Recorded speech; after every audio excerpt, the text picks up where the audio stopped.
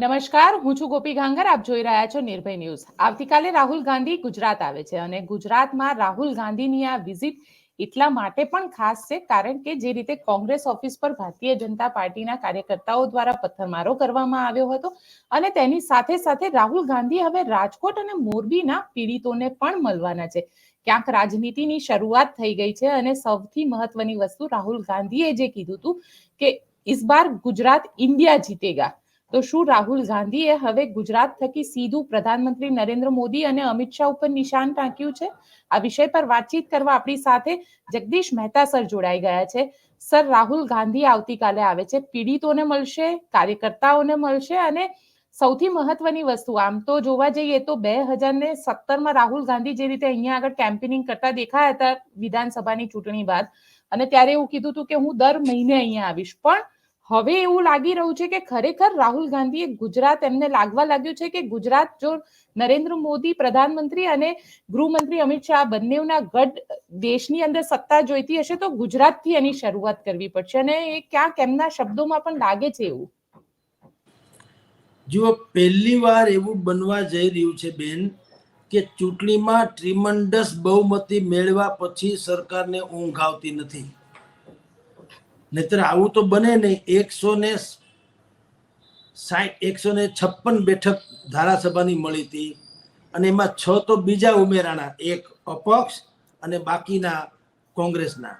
હવે અત્યારે 161-62 જેટલી ભાઈ અત્યારે સંખ્યા છે ધારાસભાની. 161. હવે 161 છે એટલે તો જે કોઈ પણ સરકાર આટલી બહુમતી ધરાવતી હોય તો એ કાંઈ ન કરે, ગોદડું ઓઢીને હુઈ જાય તો એની સત્તા તો કઈ જાય એમ જ નથી. સમજી લ્યો, કાંઈ ન કરે તો, કારણ કે બહુમતીની ચરમસીમા છે. વિપક્ષ થોડું ઘણું જેમ અત્યારે લોકસભામાં છે કે ભાઈ ઇન્ડી એલાયન્સને 232 છે, ભારતીય જનતા પાર્ટીને 240 છે, તો 32 ને 40માં થોડોક જ વેળા છે, બહુ નથી. અને બાકી જુઓ તો 290 છે. પણ અહીંયા તમને કહું, કોંગ્રેસ પાસે રોકડા 13 છે ધારાસભ્યો અને ભાઈ આની પાસે 161. કેટલો ગાળો છે! એટલે સરકાર જવાનો તો કોઈ પ્રશ્ન જ નથી. તો મેં કીધું તેમ ગોદડું ઓઢીને હુઈ જાય તો હાલે, ડિસ્કો કરે તો હાલે, ખાઈ પીને મજા કરે તો હાલે, કોઈનું કઈ સાંભળી નહીં તો હાલે, એવી સ્થિતિ છે. One sided. પણ આમ છતાં ચૂંટણી પૂરી થઈ ગયા પછીથી જે શાંતિનો માહોલ અનુભવવા જોઈએ, નવી યોજનાઓ જાહેર થવી જોઈએ, સત્કાર સમારંભો થવા જોઈએ, હજી તો એવો માહોલ છે, હનીમૂન પીરિયડ કહી શકાય. એને બદલે અત્યારે ભારતીય જનતા પાર્ટીને થોડુંક કઠણ ઓલા સમયમાંથી પસાર થતા હોય એવું લાગવા માંડવું, એ પણ બહુ મોટી વાત છે. અને કોંગ્રેસ 13 ધારાસભ્યો છે અને સંગઠનમાં ઠેકાણા નથી. હજી જૂથવાદ એટલો ને એટલો છે. કોંગ્રેસ પાસે પૈસા નથી, માઇક્રો પ્લાનિંગની વ્યવસ્થા નથી, બૂથ લેવલના કાર્યકર નથી, કાંઈ નથી આમ જુઓ તો.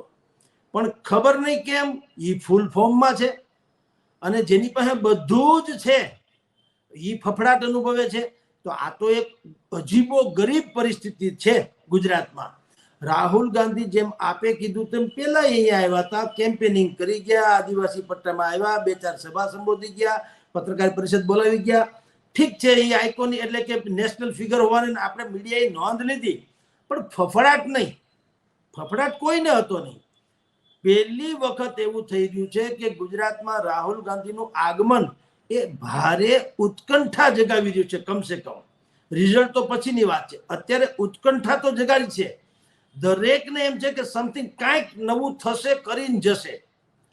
કારણ એવું છે બેન, લોકસભામાં પાર્ટ 2 રાહુલ ગાંધીનો અત્યારનો જે આપણે એનો અવતાર જોઈ રહ્યા છે લોકસભામાં, એ લોકસભામાં પાર્ટ 2 રાહુલ ગાંધી છે. પેલા જેવો નથી. પેલા આની અગાઉ 2014 અને 19માં પણ આ હતા તો ખરા સંસદમાં, પણ નરેન્દ્ર મોદી સહિતના ભારતીય જનતા પાર્ટીના નેતાઓ એને પપ્પુ કહીને, આપણે જાણીએ છીએ બધા, એને ચીડવતા હતા કે ખીજવતા હતા કે એને હાસ્યાસ્પદ ગણતા હતા. અને ક્યારેક જાહેર સભામાં લોકો પૂછતા તો નરેન્દ્ર મોદી સહિતના લોકોએ કીધેલું છે કે ભાઈ અમારા સ્ટાર પ્રચારક જે છે ને એ તો કોણ છે, તો પૂછવામાં આવે તો ભારતીય જનતા પાર્ટી વાળા એમ કહેતા કે રાહુલ ગાંધી પણ એમાંના એક છે, એ જેટલું બોલે એટલું અમને વધુ ફાયદો થાય. પણ હવે એવી સ્થિતિ નથી. અચાનક બધું પલટાઈ ગયું. રાષ્ટ્રપતિના અભિભાષણ પછીના જવાબમાં વિપક્ષી નેતા તરીકે રાહુલ ગાંધીએ 1.25 કલાક જેવી સમય લઈને જે પ્રવચન આપ્યું, એ પ્રવચનનું ગાંભીર્ય, એ પ્રવચનનું ઊંડાણ, એ પ્રવચન તર્કબદ્ધ, એ પ્રવચનમાં એની શાલીનતા, એની પરિપક્વતા, એના બધાના દર્શન થયા એવું રાજકીય પંડિતો માને છે, વિશ્લેષકો માને છે, સ્તંભ લેખકો એટલે કે કોલમિસ્ટ એ પણ માને છે, અને ટેલીથી માંડીને આપણે પ્રિન્ટ મીડિયા સુધીના જે લોકો રાજકારણમાં રચા પચારીએ છે જાણે એ બધાએ આ જ રીતે એની નોંધ લીધી કે રાહુલ ગાંધી એ હવે બદલાયેલા દેખાઈ રહ્યા છે.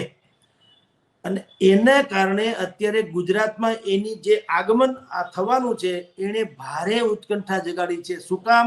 બે પરિસ્થિતિ છે. રાહુલ ગાંધી સ્વયં રિફ્રેશ થઈ ગયા છે, અને બીજું કોંગ્રેસ પણ રિફ્રેશ થઈ ચૂકી છે.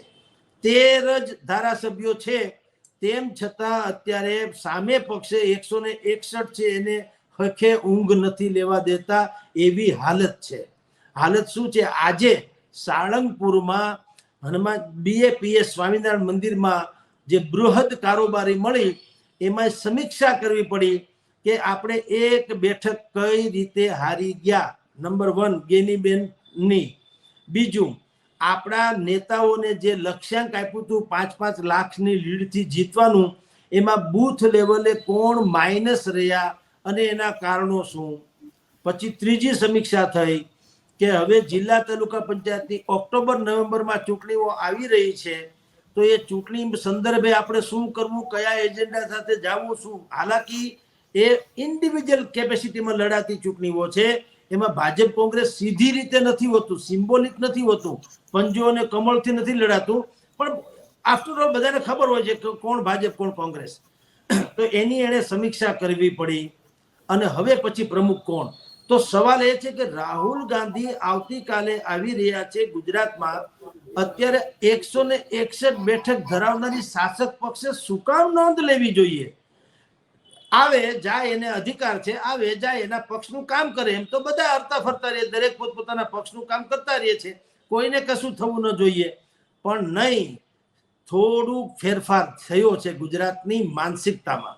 સમૂચા ગુજરાતમાં સુરતની તક્ષશિલાથી શરૂ કરો ને અહીંના TRP કાંડ સુધીની જે કેટલીક કરુણાંતિકાઓ સર્જાણી છે, 8-10, અને એમાં જે સેંકડો લોકો હોમાયા છે, એ હોમાયા પાછળના જે વિલન છે એ બે લોકો છે, અધિકારીઓ, પદાધિકારીઓ. અધિકારીઓ એટલે સરકારી મુલાજીમો, પદાધિકારીઓ એટલે ભારતીય જનતા પાર્ટીના હોદ્દેદારો. હવે આ બેની જુગલબંધી અથવા તો જે તમે કહો તે એની વિલનગીરીને કારણે સેંકડો લોકોના અત્યારે જાન ગુમાવી દીધી બધાએ. અને એ તો થયું જ થયું, પણ એ પછી જે અપેક્ષા હોય ભારતીય જનતા પાર્ટી જેવી, જેને સહિષ્ણુ કહી શકાતી હતી એવી પ્રજાની પાર્ટી, એની પાસેથી અપેક્ષા શું હોય કે આ બધા લોકોની પીડા હરશે, એને ત્યાં ખરખરે જશે, એના આંસુ લૂછશે, એને સધિયારો આપશે, આશ્વાસન આપશે, મદદની ઓફર કરશે, અને જે એને ગુમાવ્યું છે જે પીડિત પરિવારોએ, એને એવો સધિયારો આપવામાં સફળ થશે કે અમે જે જનાર વ્યક્તિને ભલે પાછા ન લાવી શકીએ, કારણ કે એ તો આપણા હાથની વાત નથી રહી, પણ એના જવાથી તમારો જે ખાલીપો સર્જાણો છે એ ખાલીપો પૂરવાની સરકાર માય બાપ તરીકે અમારી ફરજ છે. તમે જે ઈચ્છો તે અમે કરવા તૈયાર છીએ. આવું જો એને કીધું હોત તો અત્યારે ભારતીય જનતા પાર્ટી ઉપડતી ન હોત.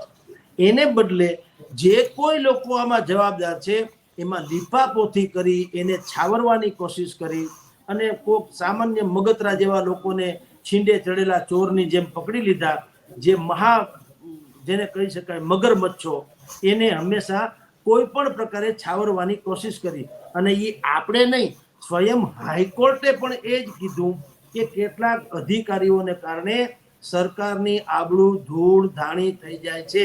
હાઈકોર્ટે એમ કીધું તમે SIT નિમી છે, શટ ડાઉન ઇટ, અને બંધ કરો ડિંડક. 21-25 દિવસ થઈ ગયા, સુભાષભાઈએ કાંઈ કર્યું નથી, ત્રિવેદીએ બંધ કરો. પણ સર આ દેશનો એવો પહેલો કેસ હશે કે જેની અંદર એક કેસનું ઇન્વેસ્ટિગેશન 4 અલગ અલગ એસઆઈટી કરી રહી છે. જુઓ, એટલે હા પેલા પોલીસ સ્વયં અહીંની સ્થાનિક પોલીસે તપાસ શરૂ કરી, પછી એસઆઈટી નિમી, એસઆઈટીમાં હાઈકોર્ટે ના પડી એટલે એસઆઈટી 2 એ નિમાણી, એસઆઈટી 2 પછી પાછી સત્ય શોધક સમિતિ એની રચના થઈ, અને હવે જે મેઇન અહીંયા એક પકડાયા છે ટીપીઓ સાગઠિયા, એની સંપત્તિ કુલ કેટલી છે એની તપાસ માટે પાછી બીજી એક સમિતિ એસઆઈટી રચવામાં આવી છે. એટલે આ તારીખ પે તારીખ તો સાંભળ્યું તું, આ એસઆઈટી પે એસઆઈટી પહેલી વાર સાંભળી રહ્યા છીએ. અને આ બધા ભેગા થઈને ફીફા ખાંડ્યા, પણ હજી સુધી કઈ એનો કઈ નિષ્કર્ષ તો નીકળ્યો જ નથી. આખા રાજકોટની 18 લાખની જનસંખ્યા અને 18 વરણને ખબર છે કે મુખ્ય વિલન કોણ છે, એકમાત્ર એસઆઈટી ને ખબર નથી. બોલો આ કેવું કહેવાય? એટલે આ પરિસ્થિતિને કારણે લોકોના માનસમાંથી ભારતીય જનતા પાર્ટીની લોકપ્રિયતાનો ગ્રાફ જે છે એ સડસડાટ નીચે ઉતરી ગયો. જેમ અસ્વસ્થામાં મરાણો નરોવા કુંજરોવા એવું યુધિષ્ઠિર બોલ્યા, એ નરોવા કુંજરોવા ધીમેથી બોલ્યા, અસ્વસ્થામાં મરાણો એ લાઉડ સ્પીકરમાં બોલ્યા. એટલે કૌરવને એમ લાગ્યું કે યુધિષ્ઠિર ખોટું બોલે નહીં, નક્કી આપણો અસ્વસ્થામાં હણાયો છે. પણ નરોવા કુંજરોવા મનુષ્ય કે હાથી એ પછી ધીમેથી બોલ્યા, તો પણ યુધિષ્ઠિરનો રથ 2 ફૂટ નીચે આવી ગયો ધરતી ઉપર. એવી રીતે ભારતીય જનતા પાર્ટીનો રથ જે ઉપર ચાલતો હતો એ આ બધી જ કર્ણાંતિકાઓમાં જે લીફાપોથી કરી એટલે ધબ દઈને નીચે આવી ગયો. અને એટલે જ રાહુલ ગાંધીની ઇંતજારી પણ વધી ગઈ, ઉત્કંઠા પણ વધી ગઈ, કોંગ્રેસ સક્રિય થઈ એટલું જ નહીં, લોકપ્રિય પણ થવા જઈ રહી છે. આટલો ફેરફાર થયો એટલે રાહુલ ગાંધીના આગમને ગુજરાતના રાજકારણમાં ભારે ચહલ પહલ વરસાવી છે. બેન, પણ સર જે રીતે રાહુલ ગાંધીએ પાર્લામેન્ટમાં કીધું હતું કે ગુજરાત મેં હમ આएंगे, હમ જીતેંગે ગુજરાત, ઇન્ડિયા જીતેગા ગુજરાત, આ જે શબ્દ હતો, આ શબ્દની અસર જે છે એ હવે સીધી થતી હોય એવું લાગી રહ્યું છે, કારણ કે બોલ્યાના અઠવાડિયામાં જ રાહુલ ગાંધી અહીંયા આવી રહ્યા છે. અને સૌથી મહત્વની વસ્તુ એ રાજકોટનો અગ્નિકાંડ હોય, તક્ષશિલા કાંડ હોય કે પછી વડોદરાનો હરણી કાંડ હોય, આ બધા પીડિતોને મળવાના છે. એટલે ક્યાંક આ પીડિતોની રાજનીતિ જે છે, કારણ કે ન્યાયની આશા દરેકને છે અને હજી સુધી સરકાર ન્યાય નથી કરી શકી, તો રાહુલ ગાંધી એ સિમ્પથી વેવ પણ મેળવી શકે. અત્યારે કોંગ્રેસ પાસે મૂડી કહી શકાય એ સિમ્પથી જ છે, લોક ચાહના જ છે, લોકોની સહાનુભૂતિ જ છે. મેં આપને પહેલા કીધું એની પાસે સંગઠન નથી, કાર્યકરો નથી, સારા ઓરેટર નથી, પૈસા નથી, માઇક્રો પ્લાનિંગ નથી, બૂથ લેવલની વ્યવસ્થા નથી જ નથી. ભલે પણ જે લોકોની સહાનુભૂતિ છે એના ઉપર સવાર થઈ જાય છે, એટલે એ લોકો તમે જે કે એમ કહી શકે છે કે હમ ગુજરાત જીતેંગે. એ દાવો ભલે અત્યારે વધુ પડતો ઉતાવળિયો, વધુ પડતો વહેલો અથવા તો ઓવર કોન્ફિડન્સ જેવું લાગે, પરંતુ દુશ્મનને ક્યારે નબળો સમજવો ન જોઈએ, એ ભારતીય જનતા પાર્ટીએ સમજવું જોઈએ. કોંગ્રેસ કશું નહીં હોવા છતાં અત્યારે પડકાર જે ઝીલી રહી છે બેન, પડકાર જે ફેંકી રહી છે, એ પડકાર ફેંકવા પાછળનું એની એક ગણતરી પણ છે, અને પડકાર ફેંકવા પાછળ એની પાસે એક નીતિ પણ છે, એક મુદ્દો પણ છે. હું એને કાવ્યાત્મક સંઘમાં એક કહું છું, એને લગતી એક પંક્તિ છે. એ કોંગ્રેસ ભારતીય જનતા પાર્ટીને કહી રહી છે એમ સમજીને સાંભળવાની. કોંગ્રેસ પક્ષ જે છે એ ભાજપને શું કહી રહ્યા છે કે હું મૌન રહીને એક અનાહત નાદ ગજવી જાણું છું, હું મૌન રહીને એક અનાહત નાદ ગજવી જાણું છું, ભર નિંદ્રામાં પણ સૂતેલો સંસાર જગાવી જાણું છું. અને કોઈ ધર્મ નથી, કોઈ કર્મ નથી, કોઈ જ્ઞાન નથી, અજ્ઞાન નથી, કોઈ ધર્મ નથી, કોઈ કર્મ નથી, કોઈ જ્ઞાન નથી, અજ્ઞાન નથી, તું બુદ્ધિ છોડીને બેસ તો હું સહુ ભેદ બતાવી જાણું છું. અને અંતે પાછા કહે છે, કોંગ્રેસ પડકાર ફેંકીને કહે છે રાજ્ય સરકારને કે તારી આંખોમાં જ્વાળા છે તો મારી આંખોમાં અશ્રુ છે. તમારી પાસે જો સત્તા છે તો મારી પાસે સહાનુભૂતિ છે. એમ તારી આંખોમાં જો જ્વાળા છે તો મારી આંખોમાં અશ્રુ છે. તું આગ લગાવી જાણે છે તો હું પ્રાણ લડાવી જાણું છું. આ સ્થિતિ અત્યારે ભારતીય જનતા પાર્ટી અને કોંગ્રેસ વચ્ચે ખેલાઈ રહી છે. આપણે અનેકો વખત બેન કહીએ છીએ કે ટીવી ડિબેટ્સ થી માંડીને તમારા સહિતના બધા ન્યૂઝ પોર્ટલમાં આપણે જે ચર્ચા કરીએ છીએ એને શાસક પક્ષ એમ માને છે કે આનો કોઈ છુપો એજન્ડા છે, અથવા તો આને કોઈ ફંડિંગ કરી રહ્યું છે, અથવા તો આને કોઈએ સોપારી આપી છે, અથવા તો આ વિપક્ષના માણસો છે. ભલા માણસ, દવા કોઈ દી મીઠી હોય નહીં. કડવાણી જે પીવો તો તમને નિરામય આરોગ્ય મળે. તમને તમારી આંખોથી તમે એક આંખ બીજી આંખને જોઈ ન શકે. તમે આખી પૃથ્વીને જોઈ શકો બે આંખથી, પણ એક આંખની તાકાત નથી કે બીજી આંખને જોઈ શકે. એમ તમને તમારા અવગુણ કે ખામી બે એ શાસક પક્ષને અત્યારે દેખાતા નથી, કારણ કે એની પાસે બે હદ એક ટ્રીમન્ડસ બહુમતી છે. મીડિયાની ભૂમિકા શું હોય કે ભાઈ તમને અમે જાહેરમાં કંઈક, જો અમારો છુપો એજન્ડા હોય તો તમે કોંગ્રેસને જ બધી મદદ કરીને આગળ ન વધારીએ, જાહેરમાં આવો ઢંઢેરો પીટીએ શું કામ? અમે તમને એમ કહીએ છીએ કે ગુજરાતની 6.5 કરોડની જનતાએ 30 વર્ષથી તમારી ઉપર ઓળઘોળ થઈને મતદાન કરી રહી છે. તો ભલા માણસ, જે એની ત્રુટિ છે એ તમે ત્રુટિને સુધારો, પ્રજાની આકાંક્ષા છે એને તમે પૂર્તિ કરો, જે ખાલીપો છે એ ખાલીપો પૂરો, અને જે નવા તમે અત્યારે ભારતીય જનતા પાર્ટીની પદાધિકારીઓથી માંડીને જે સંગઠનમાં લોકો છે એને જે ભયંકર હદે કહી શકાય એવો દુર્વ્યવહારથી માંડીને ભ્રષ્ટાચાર કર્યો છે એને તમે નાથો. નહીં નાથો તો હાથે કરીને તમે વિપક્ષને છૂટું મેદાન આપી દેશો, અને એ જે છે ફણીધર નાગની જેમ એ ઊભા થશે વિપક્ષ, અને તમને લોકોને ભારે પડશે, જે હવે પડી રહ્યો છે. એટલે તો આપણે આવી ડિબેટ કરી રહ્યા છે. નહીં તો રાહુલ ગાંધીનું આવવું અને જવું એ કોઈ એવડી મોટી ઇવેન્ટ નથી કે એના માટે થઈને આપણે અડધી કલાકની ડિબેટ કરવી પડે. આપણે નહીં, મેઇન સ્ટ્રીમ મીડિયા પણ આ ડિબેટ કરી રહી છે. તો એનો ગુજરાતી જે અમે કહીએ છીએ તો છે કે ભાઈ તમે જાગો, નહીં તો આ શત્રુઓ કે હરીફ પક્ષ જે છે એ તો જાગી જ ચૂક્યો છે, અને એને ખબર છે કે હવે કોઈ પણ ભોગે આપણે મેદાન મારવા માટે થઈને આપણી પાસે પૂરતો દારૂ ગોળો છે. તો વાત એટલા માટે જ આપણે કહું છું કે રાહુલ ગાંધીનું આગમન એ કોંગ્રેસ માટે ઓર એક માસ્ટર સ્ટ્રોક જેવું પણ બની રહેશે. સાથે સર સવાલ એ પણ છે કે રાહુલ ગાંધી એક તો જગન્નાથ મંદિરે જશે. જગન્નાથ મંદિરે પરમ દિવસે રથયાત્રા નીકળવાની છે. પહેલા રથનું પૂજન કરશે અને જગન્નાથ મંદિરે દર્શન કરશે. સાથે સાથે અમદાવાદના એલિસ બ્રિજ પોલીસ સ્ટેશનની અંદર જે 5 કાર્યકર્તાઓને અરેસ્ટ કરવામાં આવી છે, ધરપકડ કરવામાં આવી છે, તે લોકો સાથે પણ મુલાકાત કરશે. ક્યાંક જેને કહી શકાય કે કાર્યકર્તાઓ સાથેની આ મુલાકાત એક કોન્ફિડન્સમાં વધારો કરી રહી છે, અને એક હિન્દુત્વની જે વાત કરી હતી પાર્લામેન્ટથી, એ હિન્દુત્વને લઈને જે આખી બબાલ થઈ હતી, એમાં રાહુલ ગાંધીની જગન્નાથ મંદિરની યાત્રા કેટલી મહત્વપૂર્ણ? Master stroke number 2. મોટા ભાગે તો એ જગન્નાથ મંદિરના દર્શનાર્થે જશે. વિપક્ષ તો જાય જ છે, ભક્તો તરીકે દરેકને છૂટ છે, પણ ન કરે નારાયણ.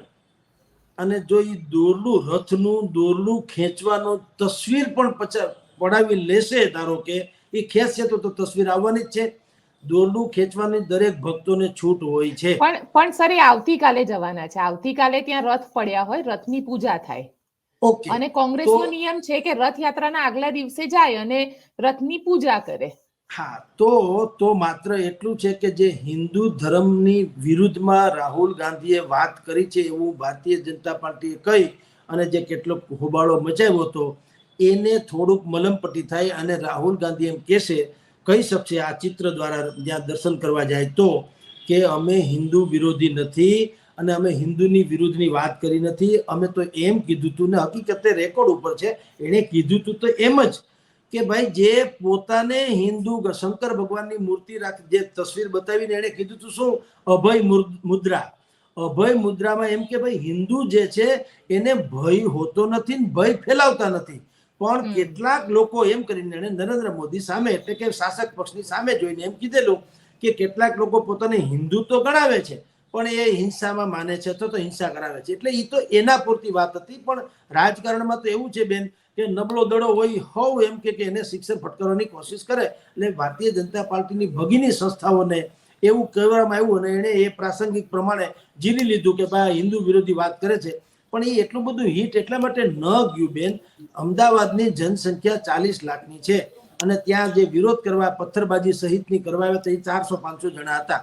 તો 400-500 જે 40 લાખમાંથી 400 લોકો જ હિન્દુ હતા, બાકી બધા વિધર્મી હતા અથવા તો બધા કાયર હતા અથવા તો કોઈને હિન્દુ ધર્મ ઉપર માન નતું, એવું હતું ના, એવું નથી.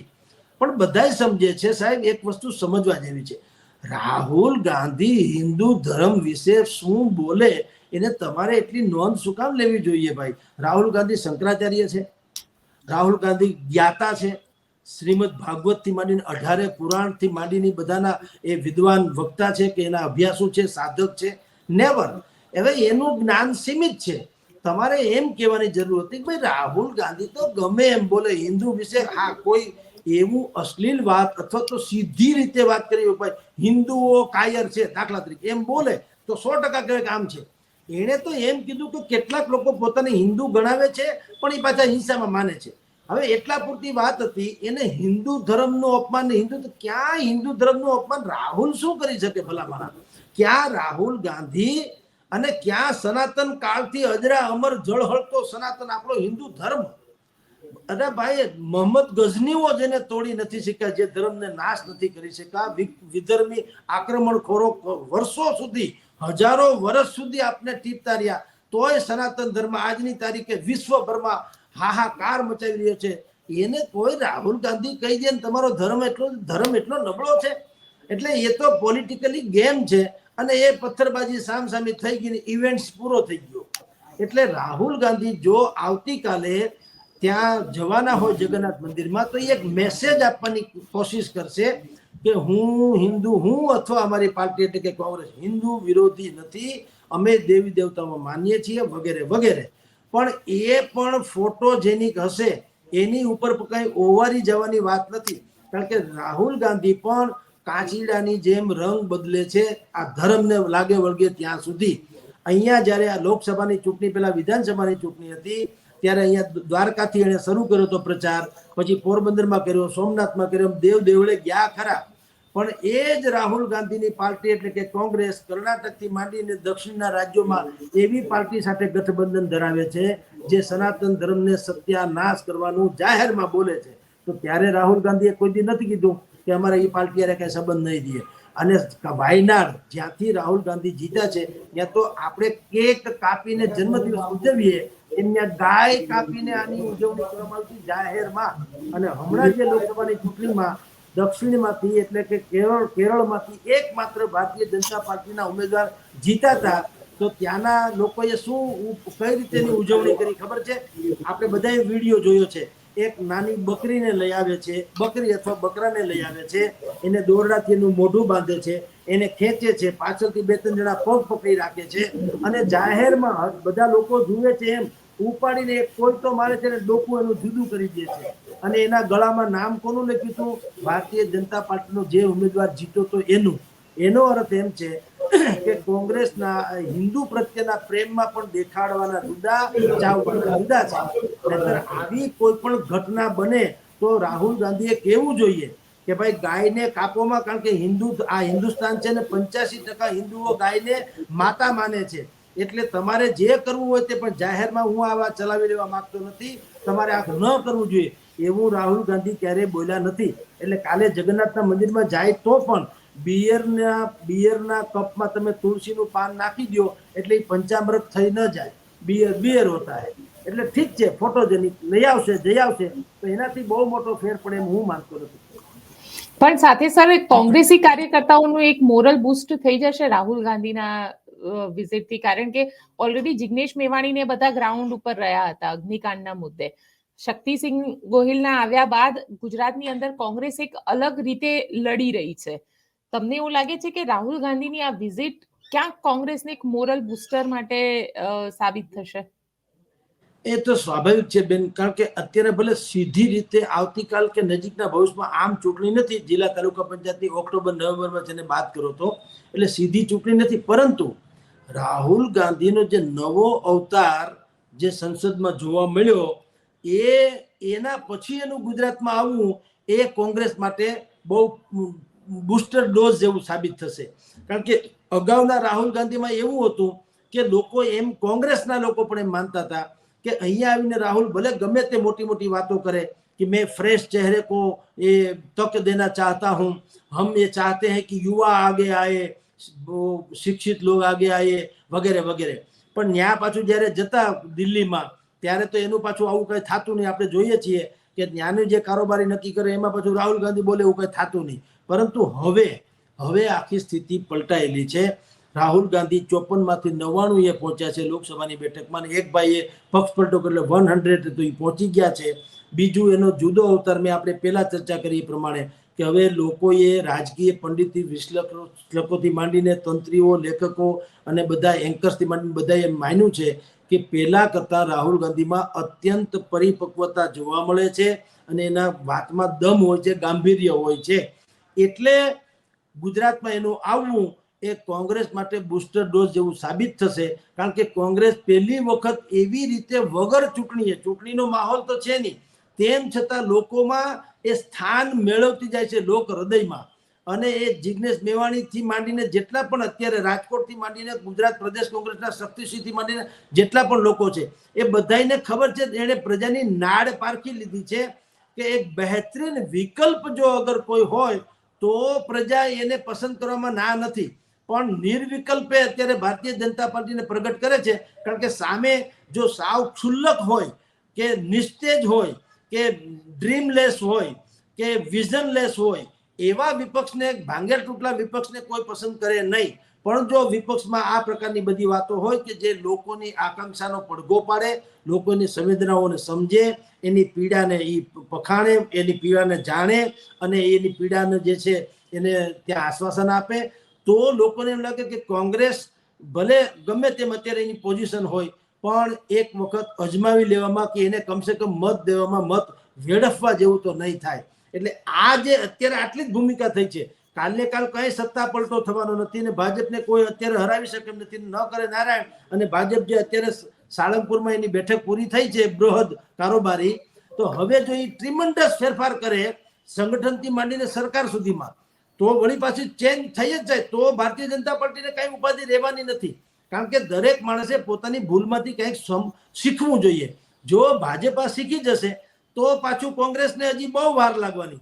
પણ કમનસીબી એ છે કે ભાજપ કશું શીખવા માંગતું નથી, બલકે અત્યંત અહંકારથી આપણા જેવા લોકોથી માંડીને જે કોઈ એના આલોચકો હોય છે એને એ લોકો ટાર્ગેટેડ માને છે કે આ સમથિંગ આ લોકો કંઈક જુદું એજન્ડા ચલાવી રહ્યા છે.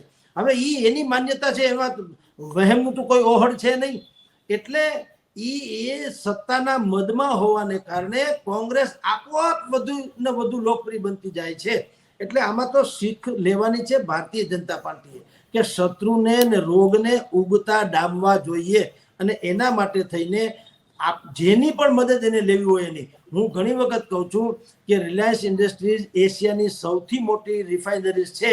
એનો એકે સ્ક્રૂ કે બોલ પીલતા કે ખોલતા એ મુકેશ અંબાણીને આવડતો નથી, છતાંય પણ એ એશિયાની સૌથી મોટી છે. શું કામ?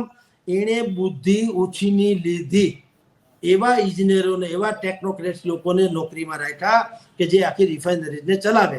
ભારતીય જનતા પાર્ટીએ ભલે એની પાસે સત્તા છે, પૈસા છે, સામ દામ દંડભેદ બધું છે, પણ કોકની પાસેથી ક્યાંક સારો વિચાર મળતો હોય તો લેવામાં છોછ અનુભવવો જોઈએ નહીં કે ભાઈ શું ખૂટે છે અમારામાં. કારણ એવું છે બેન કે આપણે તો લોકો વચ્ચે રહીએ છીએ. એ તો પ્રધાનો છે ને ખેર જે થતું હોય, આપણને તો અહીંયા સામાન્ય અવસાન નોંધ દેવાવાળાથી માંડી અને પક્ષના લોકો બધાય આપણે ત્યાં આવતા હોય છે અને આપણે એના મન ઢંઢોળતા હોઈએ છીએ. શું લાગે છે તમને? અથવા તો એની વાત ઉપરથી નક્કી લાગી જાય કે એ લોકો ભાજપની ફેવર કરે છે કે અનફેવર કરે છે. ફેવર નથી કરતા તો શું કામ નથી કરતા, કરે છે તો શું કામ કરે છે. પણ અત્યાર સુધીનું જે અત્યારનો આપણો અનુભવ છે લોકસભાની ચૂંટણી પછીથી પણ મોટા ભાગના લોકો ભારતીય જનતા પાર્ટીની આ જે અસહિષ્ણુતા જેવી પરિસ્થિતિ છે, અમાનવીયતા જેવી પરિસ્થિતિ છે, કરુણાંતિકાઓમાં છાવરવાની જે પરિસ્થિતિ છે, અધિકારીઓનું જે રાજ છે અને મંત્રીઓની જે તદ્દન નિષ્ક્રિયતા છે, આ બધાથી વાજ આવી ગયા હોય એવું તારણ નીકળે છે. એટલે આપણે બધું આ ડિબેટમાં બોલીએ છીએ. પછી એને જે સમજવું હોય સમજે. કારણ કે આપણે આગળ આપણી તો આગે ના પીછે ન કોઈ રોને વાલા એના જેવું છે. અમે તો કહી દઈએ સાહેબ કે ભાઈ તમે શું સારી વાત છે, બાકી કઈ છે નહીં. બિલકુલ સર, આપ અમારી સાથે જોડાયા તેના માટે આપનો ખૂબ ખૂબ આભાર. નમસ્કાર બેન, નમસ્કાર. તો આપ શું વિચારો છો મને કોમેન્ટ બોક્સમાં ચોક્કસથી લખીને જણાવજો. અમારી ચેનલ નિર્ભય ન્યૂઝને લાઇક, શેર અને સબસ્ક્રાઇબ કરવાનું ભૂલશો નહીં.